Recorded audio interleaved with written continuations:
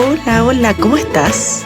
Te doy la bienvenida al programa 88 de Espiral y me harías muy feliz si lo recomiendas a tus amigos, me pones un like donde sea que lo escuches. Así voy a llegar a más auditores. Hoy es la segunda parte de la entrevista al astrónomo chileno y Premio Nacional de Ciencias, José Massa, quien nació en Parral, en una pequeña ciudad en el centro de Chile. A los 11 años aproximadamente se vino a Santiago a estudiar al internado Barros Arana, donde sería en ese establecimiento que comenzó a enamorarse de las estrellas y el espacio. Hace unos meses publicó Luna, el origen, la historia y los mitos que orbitan el satélite terrestre. Y dentro de sus libros, Somos polvo de estrellas se ubicó entre los más leídos a nivel nacional. Está atento, porque en los próximos días voy a sortear en Instagram un ejemplar de Luna, el origen, la historia y los mitos que orbitan el satélite terrestre. Me di el gusto de conocer sobre su infancia. Me recitó uno de los tantos versos de Pablo Neruda que se sabe de memoria. La obsesión actual de don José Massa es que los niños aprendan, y él está trabajando fuerte, duramente para combatir esta plaga de incultura. Por eso en los últimos años se ha dedicado con verdadera pasión a ofrecer charlas con más de 5.000 asistentes. Sí, lo estás escuchando bien, en que aborda la astronomía con un lenguaje sencillo y divertido. Él propone invertir el doble o el triple en educación preescolar. Y me contó también sobre su historia de amor con su señora y lo que es la vejez, pues considera que no existe y solo sería un estado de ánimo. Recuento personal. Desde la semana pasada, en el que estuvo don José Massa contestando el cuestionario Espiral, he tenido varios avances. Por una parte, terminé los libros de Jacob, de Olga Tokarczuk, y también voy bien encaminada con mi tejido crochet. Y además me puse en onda con el trote, del que venía un poco lenta, tal como te lo conté en el episodio 87. Comencé con el ciclo 2 del taller de lectura de novelas de familia, y en esta primera sesión de este semestre revisamos Padres e Hijos de Iván Turgeniev, que es un libro que nos sumerge en los cambios sociales y políticos que se estaban gestando en la Rusia zarista de 1860. El próximo miércoles comienzo con el taller de literatura japonesa y estoy muy expectante, porque además vendrá a esta sesión Marcela Chandía, una experta en literatura clásica japonesa y profesora de japonés. El objetivo de su clase magistral es entregarle mayores herramientas a los talleristas y se imbuyan con esta cultura que a veces nos parece tan ajena. Te invito a escuchar al profesor Massa. Espero que lo disfrutes tanto como yo. Hola, hola, profesor Massa, ¿cómo está? Muy bien, encantado de estar aquí. Qué bueno, me alegro mucho. Yo también estoy feliz de estar acá. Cuénteme, ¿qué lo interrumpí cuando nos conectamos? ¿Qué estaba haciendo? Bueno, no interrumpiste nada, porque yo acababa de terminar de almorzar, que vengo de una entrevista en otro lado, en la tele, y llegué tarde a almorzar, terminé de almorzar y estaba ahí ayudándole a mi señora a secar los platos, y ahí me vine para acá, así que no, estaba esperando esta llamada. Ah, estabas esperando la llamada. Muy, muy bien. Sí. Quiero saber una cosa. ¿Te iba a ti a convertirte casi en un superstar de la astronomía? Una influencer, como podríamos decir, con 48.000 seguidores en Instagram, con una plataforma grande de difusión, tanto para adultos como para niños. ¿Cuál crees que es tu principal motivación para ello? Bueno, en realidad uno siempre le busca explicaciones a posteriori a las motivaciones. Yo de toda la vida me he sentido como parte de un grupo. Yo era muy pueblerino, yo vivía en Parral y yo quería ser ingeniero para construir puentes y caminos en Parral y para llevar la electricidad. Después quería ser ingeniero eléctrico porque empezó a llegar la electricidad a Parral a fines de los años 50. Y entonces colaborar con la sociedad fue siempre mi norte. Y ahora que ya un poco mi carrera de investigador está concluida, he querido estar contando lo que yo aprendí, lo que yo sé y explicar mis puntos de vista, y sobre todo motivar a los niños y a las niñas para que estudien más, para que lean más y que a la larga sean mejores personas. Y de tu infancia en Parral, porque me encantó escuchar, investigando para este programa, que tú viviste en Parral. ¿Cómo fue tu infancia? ¿Cómo la recuerdas? Además de que andabas todo el día en bicicleta, por lo que escuché por ahí, ¿no? Sí, sí. Bueno, mira, fue una infancia muy feliz. Parral era un pueblo pequeño, donde todos más o menos nos conocíamos, donde yo conocía a casi todos y casi todos me conocían a mí. Yo de niño tocaba piano y participaba en una serie de cosas en la escuela y tuve una infancia muy redondita en Parral, pero me dio desde chico, desde tiempos inmemoriales para mí, por ser ingeniero, ser ingeniero, ser ingeniero, y tuve que emigrar de Parral porque el único liceo de Parral no era apropiado para un candidato a ser alumno de ingeniería. ¿Y tus padres cómo eran? ¿Tú consideras que tus padres tuvieron esta visión? Hacerte emigrar a la capital, digamos, a un internado como el Barros Arana. ¿Cómo recuerdas la visión de tus padres en este aspecto? Mira, yo tuve un tío que fue muy influyente en mi vida, que era el hermano chico de mi madre, que estuvo interno acá en el Barros Arana y que hizo una carrera distinguida, fue un muy buen alumno en el Barros Arana, etcétera, Carlos Sancho. Y entonces cuando mi madre empezó a ver qué posibilidades tenía yo de estudiar, rápidamente surgió el que, bueno, que mándalo a Limba, eso fue lo que dijo mi tío Carlos, y mi madre enganchó con aquello, y así terminé yo en el Instituto Nacional, en el Internado Nacional, perdón, el Internado Nacional Barros Arana, el INBA. ¿Y tú tienes más hermanos? ¿Eres el Tengo mayor? dos hermanas, éramos una pareja, dos hermanos muy cercanos en edad, y una tercera que tiene 10 años menos que yo. Entonces, en realidad, yo me vine a los 11 años al Barros Arana, cuando mi hermana pequeña tenía 1 año. Así que mi convivencia con mi hermana menor fue muy, muy pobre. ¿Y tus padres eran lectores?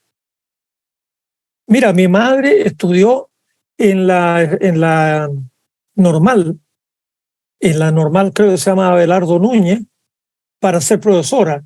Mi abuelo estudió en España, mi abuelo era español, igual que mi padre y mi madre, pero mi abuelo estudió leyes en Madrid y mi abuelo era un gran lector y después fue juez y durante la Guerra Civil Española fue juez en varios lugares, terminó de juez en Barcelona. Entonces, mi abuelo le inculcó a mi madre desde chiquitita la lectura y le compraba un cuento todos los días para que mi madre fuera leyendo y mi madre se transformó en una ávida lectora. Entonces mi madre de alguna manera nos heredó ese gusto por los libros, por la lectura, por la literatura, un gusto por el conocimiento en general, que no tenía borde, porque mi madre no tenía idea de ciencia, sigue sin tenerlo, pero si yo me interesé por la ciencia, le pareció que estaba bien que yo hiciera lo que me diera la gana. Y el tema de la lectura, también cito, aprendí a leer a los 8 o 10 años con leyendas de cowboys o las novelas de Terín Collado. Y le dijiste a los niños en esta charla, era en Maipú, esto es como andar en bicicleta. Mientras más se hace, es mejor. y no se olvida. Y hoy en día, ¿cómo enfrentas la lectura? ¿Cómo es ese camino que recorriste desde tu, hace 70 años, que empezaste a ser un ser humano lector? ¿Cómo lo ves hoy? Bueno, yo lo veo con mucha pena. Fíjate tú, una cosa, hace pocos días atrás, me encontré con dos noticias que yo tengo muy buen espíritu, soy muy optimista, pero de repente el optimismo empieza a fallar. Leí dos noticias. Una decía que en una encuesta, 7 de cada 10 niños de quinto básico no sabían leer, no entendían lo que leían. 7 de cada 10, lo cual significa que la educación es un fracaso, pero fracaso con mayúscula, porque si 2 o 1 de cada 10 no supieran leer, ya sería muy malo, pero 7 de cada 10 que en quinto básico no sepan leer es un escándalo. Los Dice niños, que para ganar una guerra hay que tomar medidas extremas. ¿Qué medidas extremas tomarías tú? bueno, mira, la medida extrema número 1 sería invertir el doble o el triple en educación preescolar. Mira, otra noticia, dicen que 9 de cada 10 niños que llegan a primero básico con 6 años no conocen las letras. Que un niño de 6 años no conozca las letras es otro escándalo, que está en línea con el hecho de que 7 de cada 10 en quinto no saben leer. Entonces tenemos que educar a los niños cuando tienen 3, cuando tienen 4, cuando tienen 5 años. En el kinder, en el pre-kinder, incluso no sé cómo se llama, el pre-kinder. Los niños ahí son muy curiosos y tenemos que llenarle la cabeza con ideas, con sueños, con cosas, para que el niño vaya generando redes en todas las neuronas que uno tiene en la cabeza y que cuando llegue a primero básico ya vaya como avión para arriba. ¿Tú crees que hay una correlación con la cantidad de tecnología que consumimos, la cantidad de tecnología versus los índices educacionales, magros índices educacionales que estamos teniendo? Mira, yo creo que puede tener una mala influencia, pero la mala influencia número 1 la tiene el hecho que un niño que está hasta los 6 años en su casa aprende a hablar no castellano, aprende a hablar el idioma que hablan en la casa,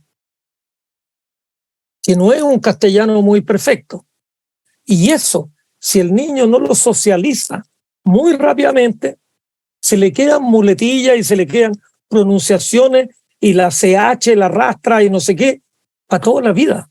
Entonces, las diferencias, si queremos nivelar la cancha, tenemos que, no voy a repetir la estupidez de uno que dijo que había que bajar de los patines a los niños a veces uno. No, hay que subir a una moto a los niños que en su casa no hay un solo libro, que el papá nunca ha leído un libro, que la mamá nunca ha leído un libro, que la mamá nunca le leyó un libro de cuentos al niño, que la mamá y el papá nunca lo llevaron al zoológico, a un museo. Entonces, el colegio tiene que ser la plataforma intelectual sobre la cual el niño se construya. Tenemos que invertir en educación preescolar, pero invertir en serio.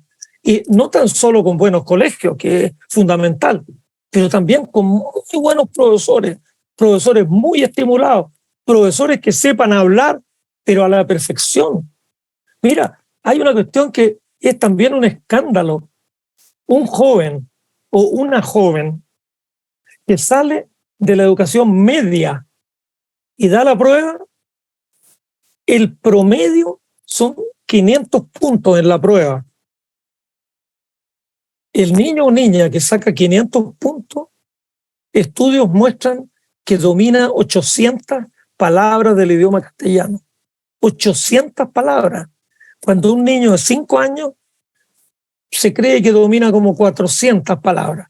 Es decir, un joven en 12 años de educación, en la vida entera, de los 6 a los 18, aprendió 400 palabras. Con 800 palabras, uno apenas tiene un lenguaje descriptivo. Tiene una palabra para la mesa, para la silla. Pero, profesor, pero no para pensamientos complejos. Estos profesores, yo creo que usted se está refiriendo también a un profesor que usted tuvo, que fue ítalo clandestino, si no me equivoco, ¿no? Ah, estás bien dateado. Ítalo clandestino fue un profesor que yo le tengo mucho cariño, porque yo me vine al Barros Arana a estudiar matemáticas para poder entrar en ingeniería. Y me tocó un señor, y creo que se llamaba Álvarez, pero no estoy ni seguro. Claudio. ¿Ah? Creo que se llamaba Claudio. Claudio Álvarez, puede ser. Claudio Álvarez, mira, era un señor que estaba a punto de jubilar y era un señor que apenas nos enseñaba 4 tonteras en matemáticas. Por suerte, cuando yo estaba, eso era tercero de humanidades, que viene a ser así como primero medio. Se jubiló este señor y apareció el ítalo clandestino, que era un muchachote grande así, era zurdo, que siempre me han llamado la atención los zurdos, porque parece que uno lo estuviera mirando en el espejo. Y en la mano izquierda tomaba el libro y lo empezaba a abrir y venía hojeando el libro mientras caminaba hacia la sala de clase. Y ítalo clandestino nos empezó. Yo tenía 13, 14 años, 13 años tenía, y clandestino haber tenido 25. Yo creo que clandestino. ¡Ah, jovencito! Era muy joven, estaba como recién egresado. Creo que falleció hace bien poquito. Yo un día, como lo mencioné, de repente me llegó un correo de la hija de ítalo clandestino que me agradecía la mención que yo hago del papá. Y clandestino nos empezó a enseñar cosas, hagan esto, otro. Él era tan dinámico y tan desordenado, pero era esos desórdenes que valen la pena, porque era un tipo que era atolondrado, era como perro nuevo, con el permiso de Ítalo. Él, por ejemplo, mandó arreglar en el departamento de física, había una gran cantidad de instrumentos, la gran mayoría ni los usaban, y Ítalo clandestino encontró 2 telescopios, unos refractores de como 12 centímetros de apertura y 1,20 de distancia focal, y los mandó a arreglar, a que los limpiaran, los encacharan y los dejaran tiquitaca, y invitó a un grupito de alumnos, entre los cuales yo fui uno, a que miráramos una noche desde la terraza ¿cómo se llama? El hall de física, el gabinete de física, que tenía como 3 pisos y en el tercer piso había una terracita. Y entonces nos mostraba los planetas. Y él, ¿qué hacía? Eran las 9 de la noche, estaba en el internado, pero él quería hacer cosas. Y ahí fue la primera vez que miré por un ocular. Y me llamó la atención que las estrellas titilaban. Y con los telescopios esto se veía más violento el titilar. Y el otro profesor, que yo lo recuerdo con mucho cariño, era un profesor bien particular, ¿sí? Se llamaba Mario Duzuel. Mario Duzuel era un profesor de física que había escrito 3 libros de física de 4º, 5º y 6º humanidades, libros muy bonitos, y Mario Duzuel era muy exigente y nos tiraba unos problemas bastante peludos, y ahí estábamos trabajando con los problemas de Marito Duzuel, y bueno, él era muy bueno, sabía muy bien su materia, teníamos el libro que él había escrito, así que gracias al profesor Duzuel, al señor Cáceres en matemáticas, que tomaron como la posta después de ítalo clandestino. Pero ítalo clandestino a mí por lo menos me abrió el camino. Estos llegaron después. Y en química también tuve un gran profesor que después creo que llegó a ser rector del Barros Arana, mi profesor de química. El profesor de química de sexta humanidades, que también era muy bueno. Cuando usted, pero en general los profesores de Barros Arana eran todos buenos. ¿Cuándo se enamoró de la astronomía? Mira, yo lo he contado muchas veces y es cierto. Cuando yo estaba en el Barros Arana, cuando yo estaba en 4º año, de humanidades, que viene a ser como segundo medio, el año 61, en abril, el 12 de abril, Yuri Gagarin dio una vuelta a la Tierra. Y después vinieron otros. Y empezamos a escuchar noticias. Esto están haciendo los soviéticos, los rusos, esto los americanos. Y empecé a entusiasmarme y a leer en la biblioteca. La biblioteca del Barros Arana era una biblioteca extraordinaria. A la entrada, yo recuerdo de niño de Parral haber llegado ahí, tenían la enciclopedia Espasacalpe, que son unos volúmenes de como 12 o 15 centímetros de ancho. Son como 80 volúmenes. Una pared completa con la de Espasacalpe. Al lado estaba la enciclopedia británica y una enciclopedia Larousse. Yo veía esto y decía, esto es como el templo del conocimiento. Si yo supiera lo que están en estos libros, sería un sabio. Entonces, y bueno, y en la biblioteca del Barros Arana había de todos los libros que uno quisiera pedir. Y ahí empecé a sacar libros y a leer de Tsiolkovsky, de Goddard, de los que primero propusieron viajes espaciales, y empecé a irme en la volá. ¿Cómo sería ir a Marte, ir a Júpiter, recorrer el sistema solar? Así que me fui enamorando de la astronomía en el Barros Arana.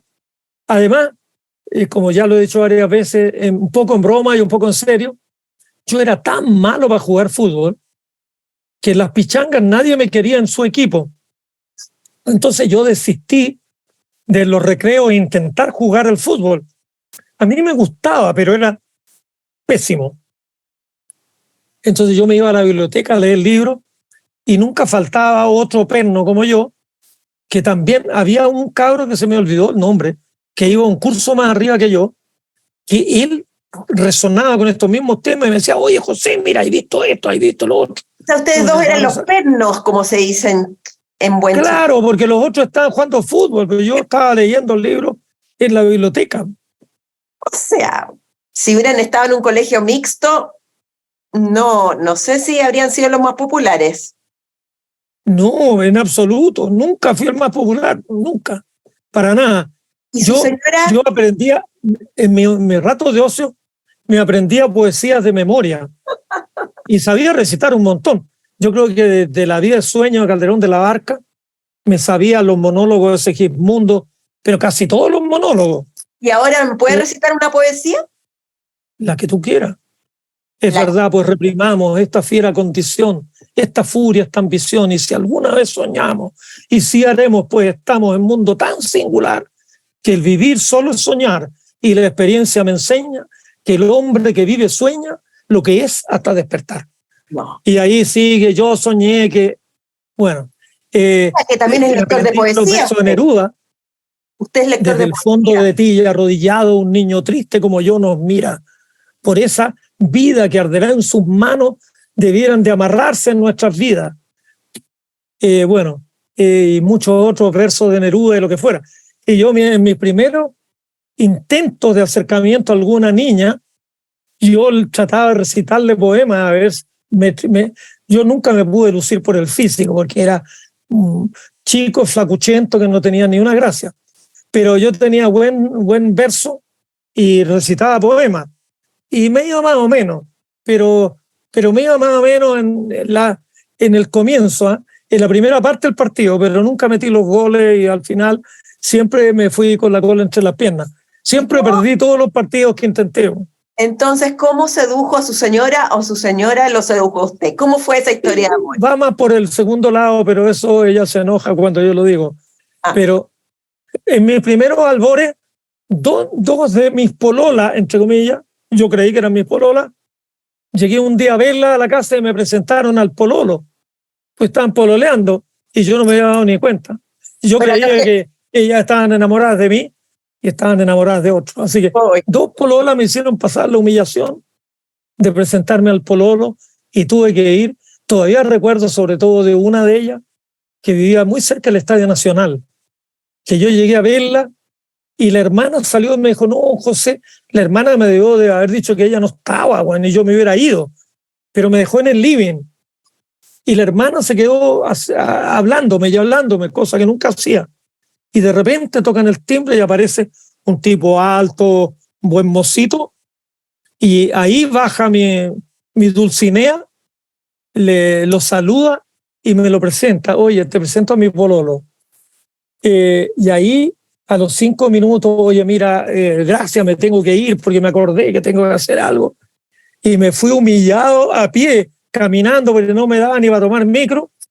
Y tenía que caminar hasta el centro, pero me fui caminando muy desolado. Y Para, bueno, claro, ya... para los que nos están escuchando el extranjero, pololo es novio. Acá en Chile a los novios le decimos pololo. Claro, eran casi novias, pero eran novias virtuales en realidad. Yo pensé que eran, pero ellas nunca pensaron lo mismo. Pero, profesor, si alguien le hubiera leído el futuro y dijera lo siguiente: en 2018 se reunieron más de 6.000 personas en la Medialuna Monumental de Rancagua, en lo que se convirtió en la charla científica de mayor concurrencia en la historia de Chile, en una presentación sobre la colonización de Marte. Y la persona que dio esta charla es el Premio Nacional de Ciencias Exactas, el profesor José María Massa. ¿Verdadero o falso? Bueno, eso ocurrió, así que es verdadero. Y yo no me lo hubiera pensado cuando yo tenía 10 años. Cuando yo le leo esto de la Medialuna Monumental en Rancagua, así citando, digamos, ¿qué se siente? ¿Qué siente usted? Mira, claro, esa fue una experiencia muy particular. Pero mira, te voy a hacer un preámbulo. Acabo de estar por ahí y alguien me recordaba y había visto, no sé dónde, en YouTube, en alguna parte, la inauguración del telescopio Paranal, el VLT en Paranal, hay un poquito al sur de Antofagasta. Y eso fue el año 99. Y me pidieron a mí, estaba todo muy libreteado, pero que yo hiciera una charla pública y que se iban a conseguir el teatro de Antofagasta. Y yo dije, bueno, ya, hagámoslo. Y en el teatro de Antofagasta estaba lleno y habían como 700 personas. Cuando yo llego ahí y veo esa multitud, casi me morí el 99 y le comenté a varias gente que le dije, esto ya es la culminación de mi carrera. Yo daba charlas a grupos de 50, 80, 100 personas. Hacía clases en la escuela de ingeniería, tenía 100 alumnos. Pero en un teatro lleno con 700 personas, yo lo encontré que eso ya era lo máximo, el 99. Y de ahí me invitaron una vez a Concepción, hicimos una charla en el Parque Jorge Alessandri y había como 1.200 personas al aire libre. Después me invitaron de nuevo a Concepción, pero me llevaron a San Pedro de la Paz, donde hay un anfiteatro al aire libre y habían entre 4.000 y 5.000 personas. Era enorme, era de noche, hacía mucho frío. Yo andaba con una parca gruesa de pluma, pero el pantalón era medio delgado, me dio un frío, las rodillas ya ni las sentía al terminar la charla en San Pedro de la Paz. Y después vino esta de la Media Luna de Rancagua. Después fuimos a la Tortuga de Talcahuano, 5.500 personas.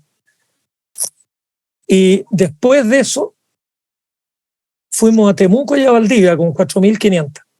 Y el máximo es que para el día del eclipse di una charla en La Serena y había 10.200 personas en el estadio La Portada de La Serena. Así que en el intervalo, en el arco de 20 años, 23 años, desde la inauguración de Paraná hasta ahora, bueno, hasta el 2019, pasé de dar una charla que yo encontré espectacular para 700 a terminar hablándole a 10.000 personas en el Estadio de La Serena. ¿Cuándo se dio cuenta tomó conciencia de su rol de comunicador? Porque no necesariamente uno puede ser un buen científico y ser un buen comunicador, de llegar a mucha gente explicando cosas complejas en palabras sencillas. Mira, no es que haya un día me sonó una campana y yo dije, proceso. Pero mira, yo creo que yo empecé a ser un poquitito requerido por algunos medios de información cuando pasó el cometa Halley y me preguntaban a mí cualquier cosa y yo contestaba lo que yo consideraba que había que contestar. Y me fui fogueando. Y después yo recuerdo en el 2012, como no quiero hablar más de los matinales porque yo gasté bastante tiempo en muchos de ellos, pero los matinales tienen una atracción fatal por la tontería y entonces estaban con que se iba a acabar el mundo el 21 de diciembre del 2012, porque el calendario maya se acababa ahí y como se acababa el calendario maya se acababa el mundo. Entonces me empezaron a preguntar a mí en algunos matinales que qué opinaba yo de eso. Bueno, otra estupidez, porque no se puede llamar de otra manera, que a alguien se le ocurrió que porque el calendario maya supuestamente se acaba ahí, termina un ciclo. Pero ¿qué le importa al universo, al cosmos, al sistema solar, al sol, a los planetas? ¿Qué le puede importar el calendario maya? Entonces había mucho, no, yo estoy juntando agua por si acaso. Pero por si acaso, ¿qué? Entonces yo tengo a lo mejor tengo cierta facilidad de palabra, creo, y tengo un cierto descaro en que a la tontería rápidamente yo le digo que es tontería, no hay más palabras. ¿Cómo ve usted el tema de las mujeres en la ciencia? Bueno, tenemos a María Teresa Ruiz, que yo sé que usted ha trabajado con ella, pero son como pequeñas luces, ni siquiera luces, destellos que podríamos ver una supernova, pero millones, millones de años de luz, ¿o me equivoco? ¿O ve que hay una evolución positiva en esto? Mira, hay una evolución muy positiva. Yo te lo puedo refrendar en los siguientes números. Yo entré a la Escuela de Ingeniería de la Universidad de Chile el año 64. Y éramos 3 primer año.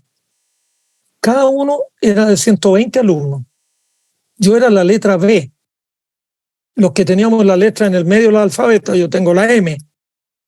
En mi curso de 120 había 3 mujeres. Y en total, de los 3 cursos, había como 10 mujeres, que viene a ser un 2, un 3%. Hoy día están entrando a la Escuela de Ingeniería como 35% de mujeres. Y todos los años va aumentando en 1 o 2 puntos. Creo que hace como 4 años atrás, iba por 31, 32, 33. Hoy día, de cada 3 que entran, 1 es mujer. Todavía falta, pero en estos 50 años hemos pasado de una de cada 30 a 1 de cada 3. Hemos progresado notablemente. En ciencia, en el mundo, no hay más de un 20% de mujeres. Hay países y hay áreas donde el número de mujeres no llega ni siquiera al 10%. Ahora, también crece lentamente, pero en general no ha habido una política que le permita a las mujeres entrar y continuar la carrera en ciencia. El último libro que acabas de publicar se llama Luna, el origen, la historia y los mitos que orbitan el satélite terrestre. ¿Por qué eligió usted como leitmotiv la Luna? ¿Qué es lo que le seduce a usted de la Luna? Siendo que el campo de la astronomía, ¿para qué se lo defino yo? Creo que es indefinible a esta altura. Sí.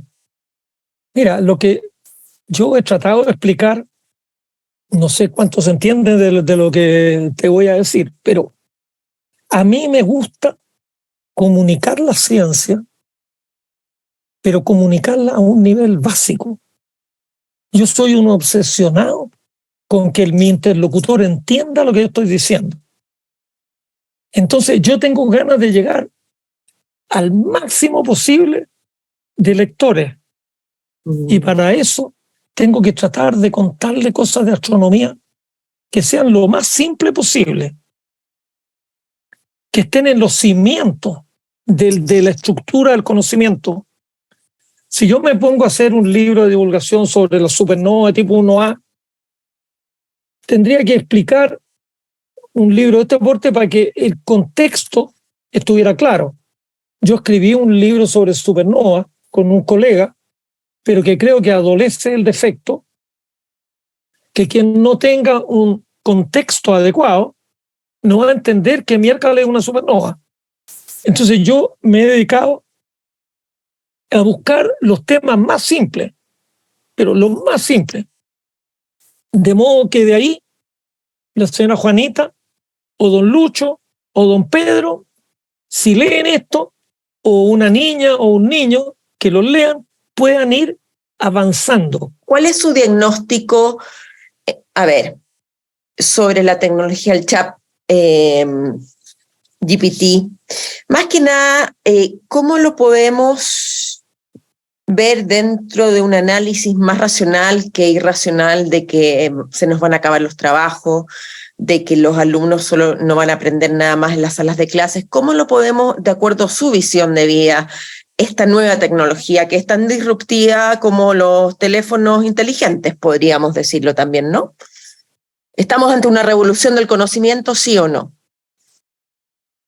No, yo creo que no. Yo creo que no, porque aquí se trata una cosa, hay una confusión entre lo que es información y lo que es conocimiento. Mucha gente decía, no, el siglo XXI es el siglo del conocimiento. No, es el siglo de la información.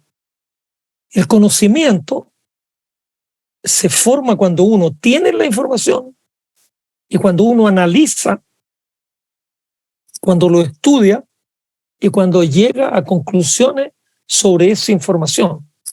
Y el chat GPT lo que tiene es que ellos, si uno le pregunta cualquier cosa, puede acceder a mucho de lo que se ha dicho, a muchos números y muchos resultados que están por ahí dispersos, que a uno le tomaría semanas o meses poderlos encontrar, y que el chat GPT lo tiene en la yema de los dedos. Pero simplemente, mira, yo estoy aquí, a mi espalda tengo 2 estantes con un montón de libros, pero ya no me caben libros en los estantes, entonces tengo libros en el suelo que no se ven, afortunadamente. Por eso aquí yo me pongo grande para que no se vean los libros que están en el suelo. Pero si yo me pongo a buscar datos, por ejemplo, el libro más reciente que escribí sobre la Luna, claro, yo busco en un libro, miro algo, un datito, anoto en un papel y después busco otro libro y otro libro, y puedo estar toda la tarde mirando pedacitos de 20, 30, 40 libros. Pero yo le pregunto al chat GPT y el chat GPT tiene toda la información de todos los libros que yo tengo a mi espalda y me lo entrega casi en forma instantánea. Entonces simplemente a mí me sirve un montón porque me pone en la yema de los dedos una información que a mí me costaría semanas encontrar por mí mismo. Entonces es lo mismo que Google. Cuando uno dice, a ver, ¿y esto? Uno le pregunta a Google y Google te da una definición, te da un... Yo ando siempre en mi teléfono con el diccionario de la Real Academia. Entonces cuando encuentro una palabra medio rara, yo digo, ¿y esta palabra? Le pregunto al diccionario y el diccionario me da la explicación. Entonces, el tener en la... Antes yo tenía 2 tomos del diccionario de la Real Academia, que lo tenía en la oficina allá en Cerro Calán, y entonces, si yo quería saber algo, tenía que estar en mi oficina, tomar un tomo, empezar a buscar, no sale en el otro, etcétera. Pero ya teniéndolo en el celular, yo le pregunto al celular y me contesta al tiro. Y si no, lo pregunto en Google. Si no está en la Real Academia, le pregunto a Google, y Google. Ahora el chat GPT es otro nivel aún mayor, de más sofisticación, pero me parece que a los niños hay que enseñarles a usar el cerebro, hay que enseñarles a pensar, que ojalá que en usar el cerebro puedan... Mira, había una discusión en mi época, una discusión de mi época casi, hace 30 años, cuando empezaron a salir las calculadoras. Yo aquí tengo en el teléfono una calculadora, como tienen todos los teléfonos. Entonces, si yo quiero multiplicar dos números grandotes, los meto aquí y me sale el resultado al tiro. Pero, si yo multiplico, por decirte algo, un número que es parecido a 1000 y un número que es parecido a 50, y los multiplico, yo sé que me va a salir algo parecido a 50.000. No pueden ser 5 millones, porque 1000 por 50 son 50.000. Y si estoy multiplicando 932, no sé cuánto por 51, no sé qué, esto es más o menos 1000, esto más o menos, son como 50.000. Para saber exactamente el número, los tipeo en la calculadora. Pero yo tengo en la cabeza una idea del resultado. Cuando no tengo la menor idea del resultado, puedo meter las patas, pero violentamente, con una calculadora. Profesor, no voy a cambiar de tema radicalmente. Solo me quedan 2 preguntas. ¿Qué es para usted la vejez? Mira la respuesta que te voy a dar. Yo creo que la vejez no existe. La vejez es un estado de ánimo. Si yo ya me siento derrotado, me siento que ya no vale la pena seguir viviendo, y ya he vivido muchos años, es que ya me puse viejo. Una vez, en una entrevista que le hacían a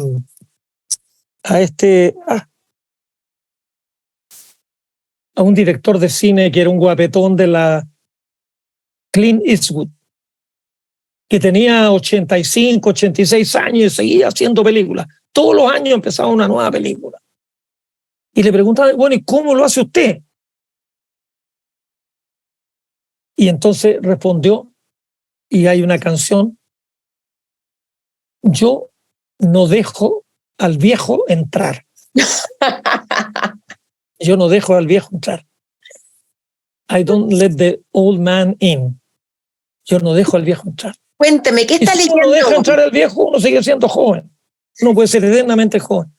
La juventud es un estado de ánimo, ¿no? Uno es joven mientras tiene muchos sueños y quiere hacer muchas cosas. Y la vejez viene ya como el declinar, que cuando uno vive de recuerdo, no, es que antes era mejor, porque no sé qué, porque no sé cuánto, y uno está todo el día. Cuando uno se está quejando todo el día, es que se hizo viejo. Porque de joven uno quiere cambiar el mundo, pero mientras uno quiera cambiar el mundo, uno va a seguir siendo joven. Profesor, entonces, y hablando de libros, ¿qué libros está leyendo hoy? Mira, acabo de leer uno que se llama El Mensajero Celeste, que es de Neil deGrasse Tyson. Sí. Es muy bonito, me gustó mucho. Y estoy leyendo otro que lo tengo por ahí en mi espalda, pero no me acuerdo el título, que es de los grandes descubrimientos que cambiaron la ciencia en la primera mitad del siglo XX. Es un libro un poquitito picoteo de distinta gente. Estaba leyendo a Madame Curie, y Madame Curie sufrió. Madame Curie era una polaca extraordinaria y sufrió toda la discriminación que puede sufrir una mujer, pero salió adelante y se echó el mundo al hombro y le fue bastante bien a Madame Curie. Estuve leyendo esa historia. Ahora tengo ganas de escribir un libro sobre las mujeres en ciencia que han sido un poquito invisibilizadas. Hace poco estaba recordando la historia de Jocelyn Bell, que es una astrónoma norirlandesa que estudiaba en Cambridge y descubrió los pulsares, una estrella súper bizarra que había una sospecha de su existencia, pero nadie había demostrado que existieran. Ella las descubrió. Y cuando descubre ella los pulsares, le dieron el premio Nobel al supervisor de su tesis doctoral. Y el descubrimiento lo había hecho ella, no lo había hecho el supervisor, pero el Nobel se lo dieron al supervisor. Profesor, una cuestión que la Academia de Ciencias sueca no ha podido explicar nunca. ¿Por qué omitieron el nombre de Jocelyn Bell del premio Nobel de Física que le dieron a Anthony Hewitt y a Martin Ryle? Entonces, la Jocelyn Bell, la Caroline Herschel, desde Hipatia, y la Henrietta Leavitt, que descubrió la relación periodo-luminosidad con cierto tipo de variables. Hay muchas mujeres que han hecho cosas muy bonitas, pero la historia no ha sido muy generosa. bueno, ahí lo vamos a estar esperando a usted, lo vamos a estar esperando a usted para que nos haga justicia. Yo le agradezco mucho, mucho, mucho toda esta conversación. Le doy muchas, muchas gracias por haber estado hoy día con Espiral. Lo pasé muy bien. Karen. Y muchas gracias y fue un honor entrevistarlo. Bueno, mucho gusto. Chao. Chao.